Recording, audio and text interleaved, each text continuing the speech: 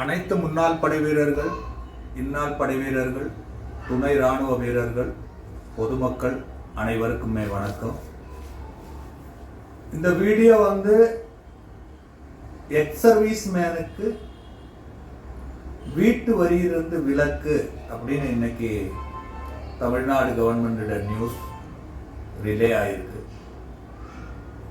இது ஏற்கனவே பட்ஜெட்ல ஜனவரி 19ஆம் தேதி நிதி அமைச்சர் அந்த பட்ஜெட்டை படிக்கும் போது அது நான் ஃபாலோ பண்ணேன்.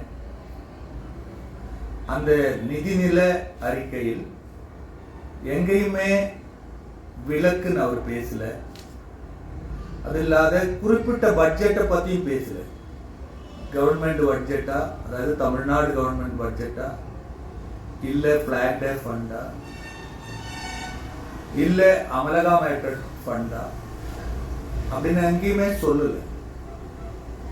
அப்படியே எனக்கு அதுல ரொம்ப சந்தேகமா இருந்தது. அந்த எக்ஸ் சர்வீஸ் மேனுக்கு வீட்டு வரியிலிருந்து விலக்கு, அதாவது எக்ஸம்ஷன் அப்படின்னு தான் ஒரு வருஷமா நம்மளுடைய நல அமைச்சர் சிவா வி மையநாதன் சாரு கூட இது சார்ந்து செக்ரட்டரியேட்ல 4 மீட்டிங் நடக்கும். 4 மீட்டிங்லயும் எக்ஸம்ஷன் மட்டும் தான் பேசினார். அவரு உறுதி அளிச்சார் எக்ஸம்ஷன் கண்டிப்பா வரும் அப்படின்னு. ஆனால் எக்ஸம்ஷன் வரல. அதுக்கு பதிலாக ரீஎம்பர்ஸ்மெண்ட் அப்படின்னா நம்ம கட்டணும், அது முடிஞ்சு திருப்பி அவங்க கொடுப்போம். இது ஏற்கனவே வீரநாரிகளுக்கும் கேலண்டரி அவார்ட்ஸ் வாங்கினவருக்கும் வாரில் அடிபட்டவருக்கு இருக்கு. ஆனா அவங்க வாங்க முடியாது.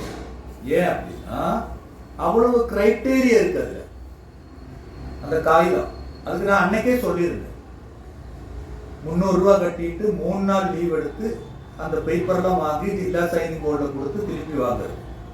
அதனால இந்த பாலிசி மொத்தம் இந்தியாவிலேயே தமிழ்நாடு தவிர எல்லா மாநிலங்களிலும் விலக்களிக்கப்பட்டுள்ளது. எக்ஸம்ஷன் இருக்கு ப்ராப்பர்ட்டி டாக்ஸ்க்கு, வீட்டு வரி இருக்கு. இதுக்காக அன்னைக்கே, அதாவது பிப்ரவரி 22ஆம் தேதி